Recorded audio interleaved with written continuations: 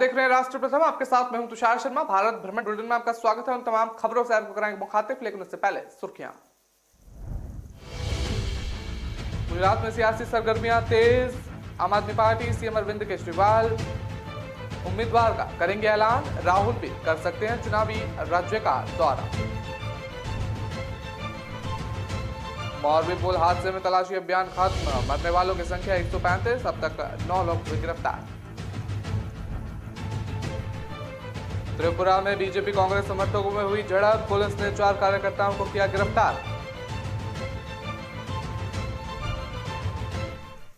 Supreme court ने सरकार के जेएम सरसों पर फिलहाल कदम आगे ना बढ़ाने को कहा। 10 नवंबर को होगी अगली सुनवाई। जहांगीरपुरी में 740। आनंद विहार में एक्यूआई लेवल बढ़कर हुआ 760। बिगड़ी आबोहवा पर बीजेपी बोली, पार्टी टाइम सीएम कर रहे दिल्ली के बेकार। अब खबरें जानेंगे विस्तार से। आपको बता दें कि गुजरात विधानसभा चुनाव की तारीखों का ऐलान हो चुका है। अब चुनावी तापमान और बढ़ता नजर आ रहा है। बता दें कि गुजरात की सत्ता से बीजेपी को बाहर करने के लिए कांग्रेस और आम आदमी पार्टी दोनों ही एड़ी चोटी का जोर लगा रही हैं। और बता दें कि आज आम आदमी पार्टी अपने सीएम उम्मीदवार का ऐलान करेंगे, तो दूसरी तरफ कांग्रेस के राहुल गांधी के भी गुजरात दौरे का सुगबुगाहट तेज हो गई है। बीजेपी की बात करें तो पार्टी अपनी रणनीतियों को लेकर बैठक करते हुए नहीं थक रही है। और बता दें कि गुजरात चुनाव की रणभोरी बजते ही केजरीवाल ने पहला दांव चल दिया है। और केजरीवाल आज से 8 नवंबर तक गुजरात में रहेंगे। और इससे पहले उन्होंने चुनाव आयोग की तारीखों का ऐलान करने के ठीक बाद गुजरात की जनता के नाम गुजरात की भावनात्मक संदेश जारी कर लोगों के दिलों में उतरने की कोशिश की। अगले 4 दिनों में केजरीवाल गुजरात में 11 रोड शो करेंगे। साथ ही वो आम आदमी पार्टी के सीएम उम्मीदवार के नाम का ऐलान भी करने जा रहे हैं। बता दें वहीं कांग्रेस जल्द ही उम्मीदवारों पर मंथन करेगी। हालांकि कांग्रेस के पूर्व अध्यक्ष राहुल गांधी और महासचिव प्रियंका गांधी गुजरात से पूरी तरह से किनारा किए हुए नजर आ रहे हैं। अभी तक दोनों नेताओं ने गुजरात में कोई रैली नहीं की है। और माना जा रहा है कि कांग्रेस अब तक गुजरात को लेकर अपनी सियासी रणनीति तेज करने जा रही है। इसे देखते हुए राहुल गांधी के भी गुजरात दौरे की उम्मीद जताई जा रही है। फिलहाल इसे लेकर कोई आधिकारिक बयान सामने नहीं आया है। चुनावी बिगुल बजते ही बीजेपी भी एक्टिव हो गई है। हालांकि पार्टी पहले से गुजरात पूरी नजर बनाए हुए है। पीएम मोदी ने लगातार यहां के दौरे किए हैं। अमित शाह भी कई बार गुजरात पहुंचे हैं। अब गुजरात बीजेपी ने केंद्रीय गृह मंत्री अमित शाह की अगुवाई में बैठक का दौर शुरू कर दिया है। बीते दिनों चुनाव की तारीखों का ऐलान होने से पहले मुख्यमंत्री भूपेंद्र सिंह पटेल और प्रदेश प्रभारी भूपेंद्र यादव समेत कई बड़े नेता गांधीनगर के कमलकम ऑफिस में गृह मंत्री अमित शाह के साथ गुजरात बीजेपी कोर कमेटी की बैठक में शामिल हुए थे।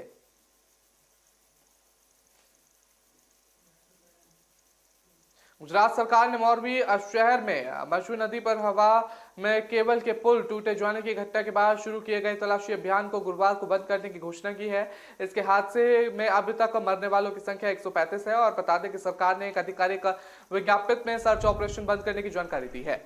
बता दें कि राज्य आपदा आयुक्त हर्ष पटेल ने मोरबी का दौरा किया और चल रहे तलाशी अभियान को समाप्त करने की घोषणा की। रविवार को हादसे के तुरंत बाद इस अभियान को शुरू कर दिया गया था। हर्षद पटेल ने खोज और बचाव अभियान में शामिल विभिन्न एजेंसियों को प्रमुख के साथ बैठकों की अध्यक्षता की गई। और स्थिति की समीक्षा के बाद अभियान को समाप्त करने की घोषणा की गई। हालांकि एहतियात के तौर पर स्थानीय दमकल विभाग, राज्य आपदा मोचन बल और राष्ट्रीय आपदा मोचन बल की एक टीम अगले आदेश तक हादसा स्थल पर तैनात रहेगी। बता दें कि गुजरात के मोरबी शहर में पिछले रविवार को मचू नदी पर ब्रिटिश काल के बना केबल का पुल अचानक टूटने से सैकड़ों लोग नदी में बह गए। और बता दें कि इसमें अभी तक महिला और बच्चे समेत कुल 135 व्यक्तियों की मौत होने की पुष्टि हुई है। अन्य की तलाश में सर्च ऑपरेशन चला रहा था, लेकिन कोई कामयाबी नहीं मिल रही है।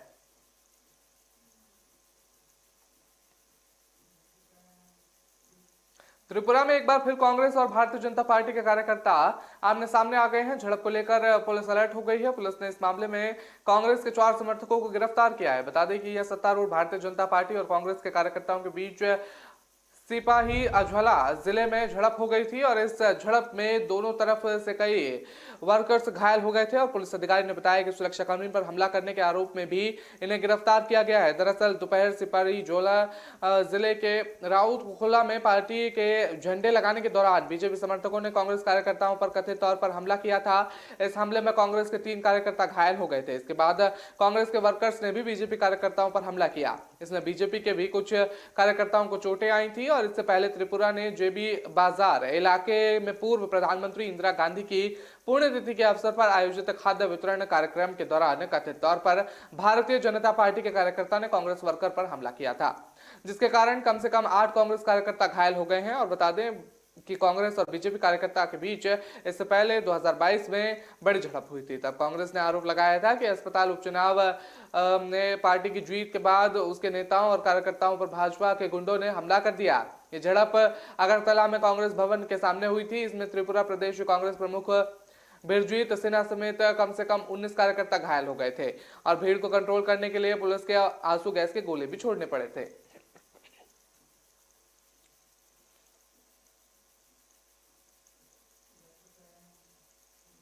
जेनेटिकल मॉडिफाइड सरसों की खेतों की सिफारिश का मामला सुप्रीम कोर्ट पहुंच गया है और बता दें कि एंटी जीएम कार्यकर्ता अरुण की याचिका पर सुप्रीम कोर्ट ने केंद्र से पक्ष रखने को कहा है। 10 नवंबर को सुनवाई की तारीख तय करने हुए कोर्ट ने कहा है कि सरकार फिलहाल इस मामले पर आगे के कदम ना उठाए और वकील प्रशांत भूषण के जरिए दाखिल याचिका में कहा गया है कि जीएम खेती पर्यावरण जैव विविधता के लिए नुकसानदायक है और वहीं जीएम सरसों को जेईएस से मंजूरी मिलने के बाद कई स्वयंसेवी कार्यकर्ता, किसान संगठन और मधुमक्खी पालकों ने विरोध किया है। 2012 में कोर्ट की तरफ गठित कमेटी के जीएम फसलों के खिलाफ सिफारिश दी गई थी। 2016 और 17 में हुई सुनवाई में केंद्र सरकार ये कहती है रही है कि अभी तक जीएम सरसों पर कोई फैसला नहीं हुआ है, लेकिन अब पर्यावरण मंत्रालय की जेनेटिक्स इंजीनियरिंग अप्रेजल कमेटी ने इसकी सिफारिश कर दी है। केंद्र सरकार इस पर फैसला लेने जा रही है और प्रशांत भूषण की दलीलें सुनने के बाद जस्टिस दिनेश महावेशी और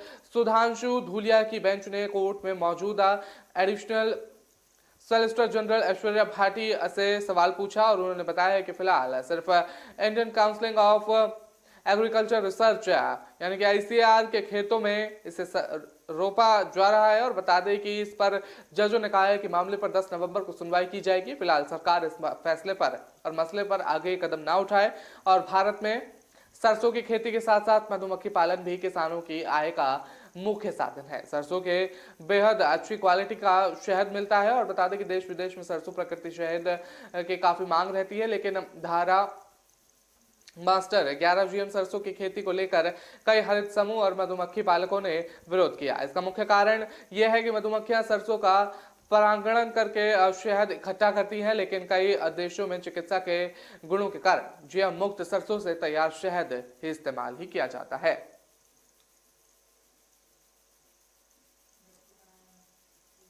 राजधानी दिल्ली में एयर क्वालिटी गंभीर होने की वजह से चारों तरफ धुंध का मौसम नजर आ रहा है। आनंद विहार से कुछ तस्वीरें सामने आई हैं। इन तस्वीरों में साफ देखा जा सकता है कि दिल्ली के हालात कितने गंभीर बने हुए हैं। System of air quality and weather forecasting and research यानी कि सफर के अनुसार दिल्ली के एयर क्वालिटी इंडेक्स 472 श्रेणी में है और नोएडा में एक्यूआई लेवल 562 यानी कि गंभीर श्रेणी में पहुंचा हुआ है। दिल्ली की हालत गंभीर और लगातार खराब होती नजर आ रही है। दिवाली के बाद से दिल्ली एनसीआर में सांस लेना दूभर हो गया है। दिल्ली विश्वविद्यालय क्षेत्र में एक्यूआई 576 श्रेणी में है और बता दें कि एयरपोर्ट क्षेत्र में एक्यूआई 449 श्रेणी में है। गुरुग्राम में एक्यूआई 539 श्रेणी में और नोएडा में एक्यूआई 562 श्रेणी में है।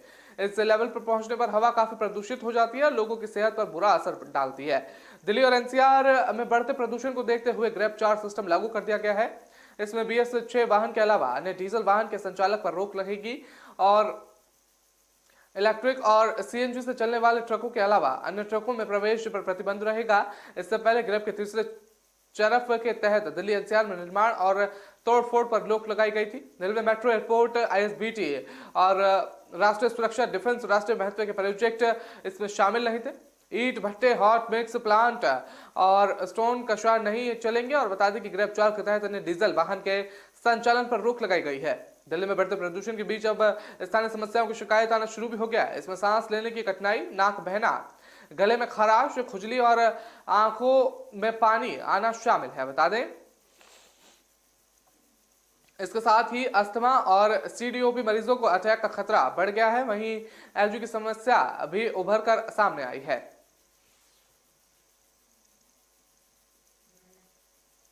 फिलहाल वक्त चला एक छोटे से ब्रेक का। खबरों का सिलसिला लगातार जारी रहेगा।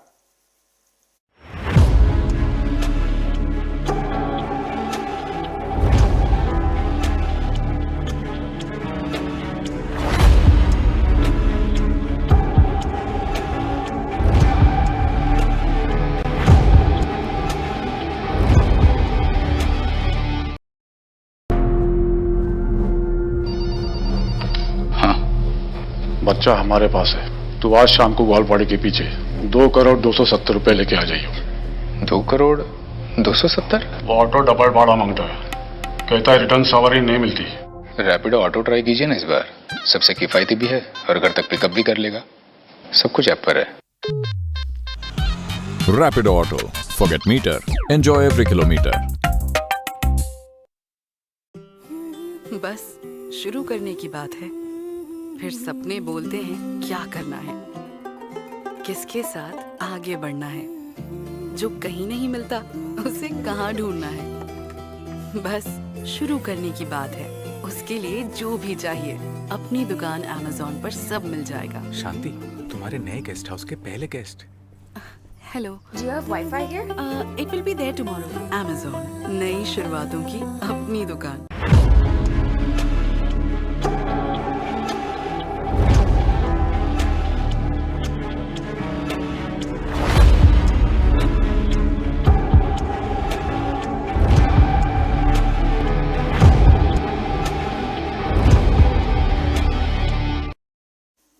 ब्रेक में आपका स्वागत करते हैं। खबर का आपको बता दें कि कानपुर में रिश्तों को तार तार कर देने वाला मामला सामने आया है, जहां एक पत्नी ने अपने आश्रित के साथ मिलकर पति को मौत के घाट उतार दिया। यह मामला कानपुर देहात के मंगलपुर थाना क्षेत्र का बताया जा रहा है, जहां कुछ महीने पहले संतोष नाम के शख्स की उसकी दुकान के भीतर ही हत्या कर दी गई थी। मृतक की बेटी ने इस मामले में अपनी मां और उसके प्रेमी पर पिता की हत्या का शक जताया था। पुलिस ने जब दोनों को गिरफ्तार किया तो पूरे मामले का खुलासा हुआ। दरअसल कुछ महीने पहले संतोष का शव उसकी दुकान के भीतर पड़ा हुआ मिला। मौके पर पहुंची पुलिस ने हत्या की जांच पड़ताल शुरू की।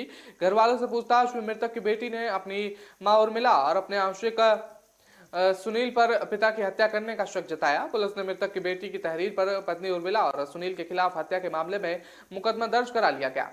इधर पुलिस की कार्रवाई की भनक लगते ही उर्मिला और सुनील गांव से फरार हो गए और पुलिस काफी दिनों तक उनकी तलाश करती रही, लेकिन पुलिस के हाथ खाली थे। धीरे धीरे मामला तूल पकड़ने लगा, जिसके बाद पुलिस ने आला अधिकारी ने मामले में सख्ती दिखाई और दोनों को जल्द से जल्द गिरफ्तार करने के पुलिस को टीम का गठन किया। मुखाबिर से मिली सूचना पर पुलिस ने मृतक की पत्नी उर्मिला और उसके आश्रित सुनील को गिरफ्तार कर लिया है। पुलिस ने जब दोनों से पूछताछ की तो पूरे मामले का खुलासा हुआ।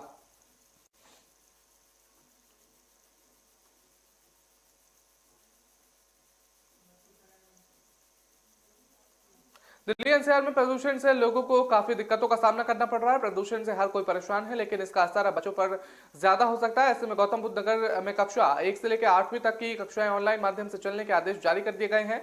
ये व्यवस्था फिलहाल 8 नवंबर तक अनिवार्य रूप से लागू रहेगी। इसको लेकर आदेश जारी कर दिया गया है। आदेश में भी ये कहा गया है कि 9वीं से 12वीं तक की छात्राओं की भी ऑनलाइन क्लासेस संचालित की जा सकती है। गौतम बुद्ध नगर जिला स्कूल निरीक्षक धर्मवीर द्वारा जारी आदेश के मुताबिक स्कूल से कहा गया है कि अगर संभव हो सके तो 9वीं और 12वीं की पढ़ाई भी ऑनलाइन कराई जाए। आदेश में बाहरी गतिविधियों जैसे खेल और प्रार्थना सभा पर पूरी तरह से रोक लगा दी गई है। और सिंह ने कहा कि सभी स्कूलों को 8वीं कक्षा तक पढ़ाई ऑनलाइन कराने के निर्देश दिए जाते हैं।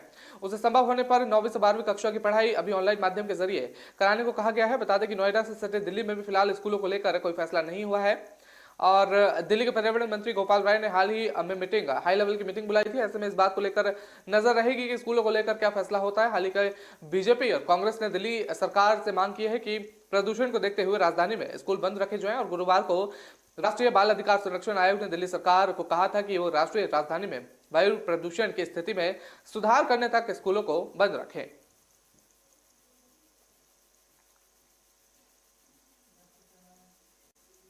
उत्तर प्रदेश की गोला गोकर्णनाथ विधानसभा सीट पर उपचुनाव हो रहा है। उपचुनाव के दौरान सुबह 7 बजे से ही वोटिंग जारी कर दी गई है। वहीं दूसरी और इस वोटिंग के बीच समाजवादी पार्टी ने गंभीर रूप से आरोप लगा दिए हैं। इस वोटिंग के दौरान आपको बता दें कि सपा ने ट्विटर के जरिए एक वीडियो ट्वीट किया है जिसमें चुनाव आयोग से कार्रवाई की मांग की गई है। सपा ने वीडियो शेयर करते हुए ट्वीट में लिखा है कि बीजेपी का कठपुतली बनाकर काम कर रही प्रशासन गोला गोकर्णनाथ के लाहौलापुर में सपा के एजेंट को पूर्व विधायक के भतीजे आशुतोष गिरी ने पोलिंग बूथ से भगाया। बीजेपी प्रत्याशी के रिश्तेदार सरकारी नौकरी में होने के बावजूद चुनाव में कह रहे सहायता और संज्ञान में चुनाव आयोग ले। और बता दें कि सपा ने ट्वीट के जरिए न केवल बीजेपी पर आरोप लगाया कि बल्कि पोलिंग बूथ से एजेंट को भगाने की भी बात कही। वह चुनाव आयोग से जल्द इस मामले में संज्ञान लेने की भी अपील की है। और इस पर कुछ देर पहले सपा ने ट्वीट कर लिखा था कि गोला गोकर्णनाथ उपचुनाव के मतदान के दौरान मोहम्मद विधानसभा से बीजेपी विधायक लोकेंद्र प्रताप सिंह सिकंदराबाद से बूथ संख्या 333, 34, 35, 36, 37 पर घूम कर मतदान को प्रभावित करने का प्रयास कर रहे हैं। कृपया मामले का संज्ञान लेकर उचित कार्रवाई करने का चुनाव आयोग करे।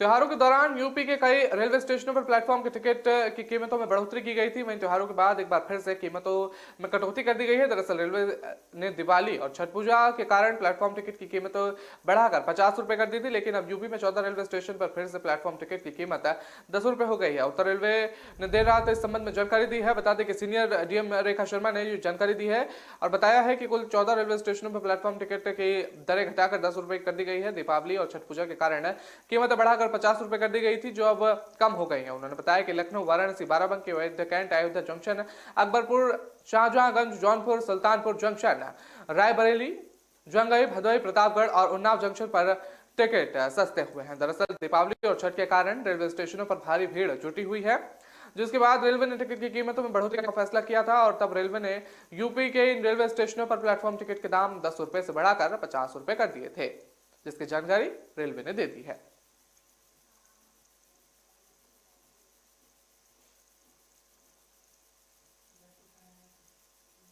गाजियाबाद नगर निगम फंड की कमी से जूझ रहा है और इसी वजह से सरकारी विभागों के कार्यालय द्वारा 200 करोड़ का भुगतान नहीं किया जा रहा है।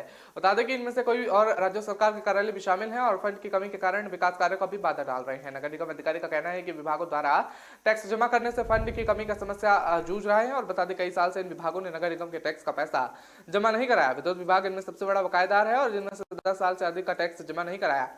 सरकारी विभागों में एयरफोर्स, सीआईएसएफ, सेंट्रल इलेक्ट्रिशियन और एसपीएफ कार्यालय और डीएम कार्यालय, कोर्ट भवन, सीबीआई अकेडमी और भी दूसरे विभाग भी आते हैं। इन सभी को 4 साल नोटिस भी जारी कर दिए गए हैं, बता दें, लेकिन इसके बावजूद टैक्स जमा नहीं करा रहे हैं। हाउस टैक्स नहीं जमा कराने वालों को कहा जाता है कि उनका पानी का कनेक्शन काट दिया जाएगा, लेकिन नगर निगम केंद्र और राज्य सरकार के विभागों पर ये कार्रवाई नहीं कर पा रहा है। इस मामले में नगर निगम टैक्स अधिकारी डॉक्टर संजीव सिन्हा ने बताया है कि विभागों को लगातार चिट्ठी लिखी जाती है। फिलहाल अभी कई ऐसे विभाग हैं जिन पर नगर निगम का बकाया है, जिलाधिकारी कार्यालय पर भी बकाया है, उन्होंने भी कुछ भुगतान जमा करा दिया गया है। एसएसपी कार्यालय का अभी बकाया है, उन्होंने नोटिस जारी कर कहा है कि जल्द से जल्द भुगतान किया जाए। उन्होंने कहा है कि नगर निगम के फंड की कमी के चलते विकास कार्य रुक जाते हैं।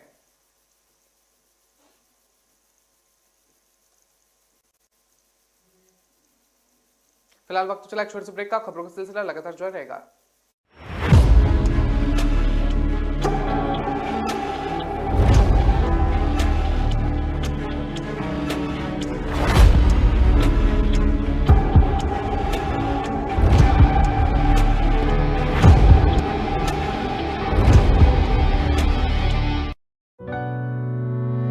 चंद्रू, कहाँ ले जा रहा मुझे? किराया पूछा? उबर ऑटो है मैम, किराया सही है। अरे बता ना, हिंट तो दे। तो जो सोचे जो चाहे वो करके दिखा दे। Cafe delight. जो सोचे जो चाहे वो करके दिखा दे। ओ जमाने की रोक टोक और किराए की नोक झोंक को पीछे छोड़ो। उबर ऑटो से बस सोचो और चल पड़ो। उबर, बस सोचो और चल पड़ो।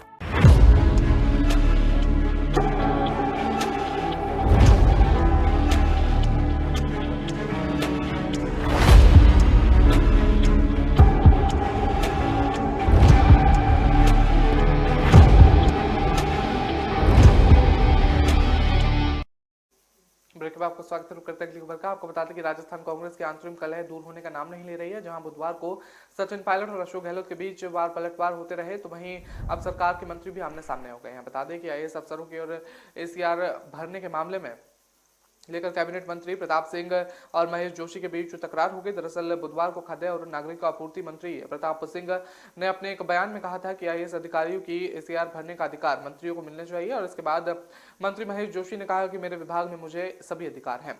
इस पर प्रताप सिंह ने कहा कि कोई भी मंत्री एसीआर लिख रहा है तो फिर वो कैसे लिख रहा है, वो झूठ बोल रहे हैं। अगर गुलामी करनी है तो ठीक है, और बता दें कि ठेका ले रखा है तो ले लीजिए। उन्होंने ये भी कहा है कि एक मंत्री को दूसरे मंत्री की बात नहीं काटनी चाहिए। बता दें कि मंत्री प्रताप सिंह ने एसीआर को लेकर सीएम को चिट्ठी लिखी थी। उन्होंने कहा कि राजस्थान में 46,000 मीट्रिक टन गेहूं खराब हो गया है। इसके बाद मैंने अधिकारियों की मीटिंग बुलाई और उन्होंने आदेश दिया है कि तुम्हारे खिलाफ कार्रवाई करूंगा। जो अधिकारी जनता का गेहूं लैप्स करवाता है उनके खिलाफ जांच के लिए मैंने सीएम गहलोत को पत्र लिखा है और जांच जरूर होगी।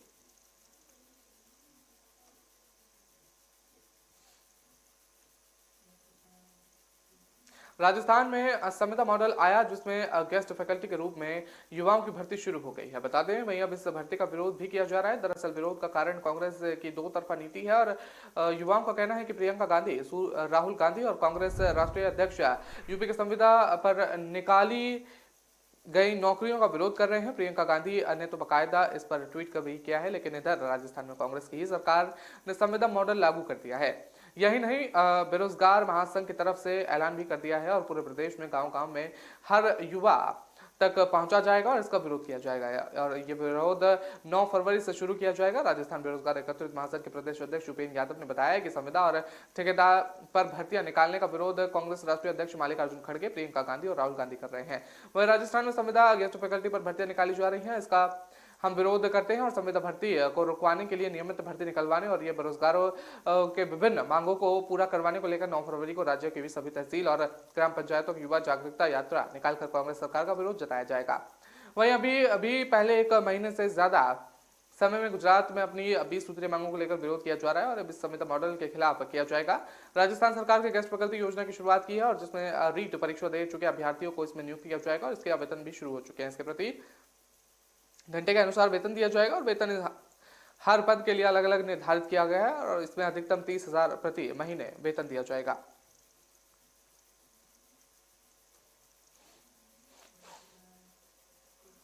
प्रधानमंत्री फसल बीमा योजना के तहत राजस्थान के लूनी विधानसभा क्षेत्र के 4 पटवार सर्कल के किसानों की साल 2021 की खरीफ फसल बीमा की दावा राशि के बकाया भुगतान की प्रक्रिया आरंभ हो गई है। तकनीकी कारणों के इन 4 पटवार सर्कल के कष्टकारों का भुगतान बकाया रह गया था। जोधपुर सांसद और केंद्रीय जल शक्ति मंत्री गजेंद्र सिंह शेखावत के प्रयासों को इन किसानों के खेतों में करीब 17 करोड़ 36 लाख जमा होने की प्रतिक्रिया आरंभ हो गई है। इसके लिए किसानों ने शेखावत का आभार व्यक्त किया। बीमा दावे की ये राशि लूनी विधानसभा क्षेत्र के 4 पटवार सर्कल नटवाड़ा, शुभखंड, काजीवाल और जनेश्वर क्षेत्र के किसानों को मिलेगी। दरअसल संबंधित फसल बीमा कंपनी ने किसानों के बीमा दावे को ये कहते हुए खारिज कर दिया था कि क्रॉप कटिंग के समय उन्होंने विटनेस के रूप के साथ नहीं रखा और इस पर लूनी के पूर्व विधायक जोगाराम पटेल और किसानों का प्रतिनिधिमंडल केंद्रीय मंत्री शेखावत के दिल्ली से मिलने और उन्हें पूरे मामले में अवगत कराया गया। शेखावत ने उच्च अधिकारी से बात करते हुए बीमा और राशि भुगतान करने वाली कंपनियों के प्रतिनिधि के साथ बैठक की और इस दौरान पूरे मामले की निस्तारण करवाया और इसमें केंद्रीय कृषि राज्य मंत्री कैलाश चौधरी ने भी सक्रिय भूमिका निभाई।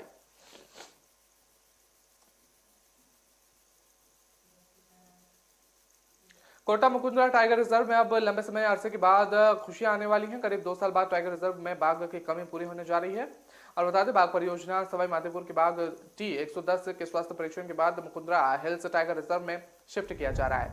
नए बाघ T110 की उम्र 6 साल बताई जा रही है। इससे गाजीपुर अमली के पेरिफेरल क्षेत्र रेंज फलौदी के मुकुंदरा हिल्स टाइगर रिजर्व में शिफ्ट किया जा रहा है। कोटा में इसकी शिफ्टिंग को लेकर पूरी तैयारियां की जा रही है। इस मौके पर NTSCA के अभिषेक भटनागर और CCF सोडूराम यादव, मुकुंदरा SP सिंह और बता दें कि संग्राम सिंह कटारिया इसमें परीक्षण करेंगे और 110 का स्वास्थ्य परीक्षण किया जाएगा। मुकुंदरा हिल्स टाइगर रिजर्व में बाघ शिफ्टिंग के लिए इंतजार का खत्म हो गया है और इसमें बाघ शिफ्ट कराए जाएंगे। इसको लेकर पूरी तैयारियां की गई हैं और काफी लंबे समय से इसका इंतजार हो रहा था, जिसको लेकर तैयारियां लगातार पूरी हो गई हैं।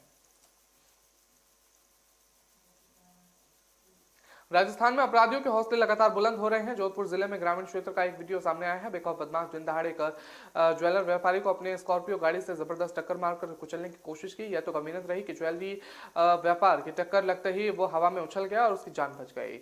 और जाको राखो साइयों मार सके न कोई, कहावत सार्थक हो गई। बता दें कि जोधपुर जिले के भीमकोर गांव में एक सोने चांदी का व्यापार पर दिन दहाड़े जानलेवा हमला किया गया। बदमाशों ने स्कॉर्पियो से जबरदस्त टक्कर मारी और व्यापारी को कुचलने का प्रयास किया गया। और बता दें कि ज्वेलरी व्यापारी हवा में उछलकर टक्कर लगते ही हवा में उछल गया वो और गिर गया। ज्वेलरी की जान बच गई है। वहीं ओसिया पुलिस ने 2 लोगों के खिलाफ मामला दर्ज कर जांच शुरू कर दी है।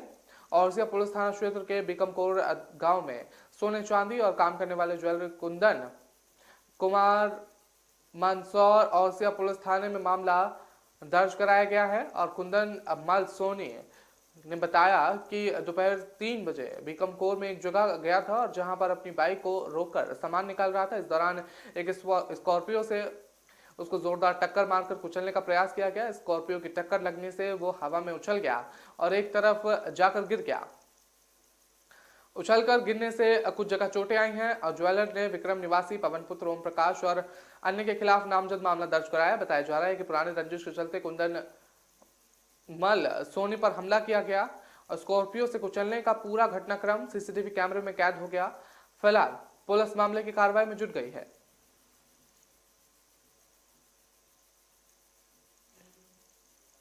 तो फिलहाल इस बुलेटिन में इतना ही। मुझे दीजिए इजाजत। नमस्कार।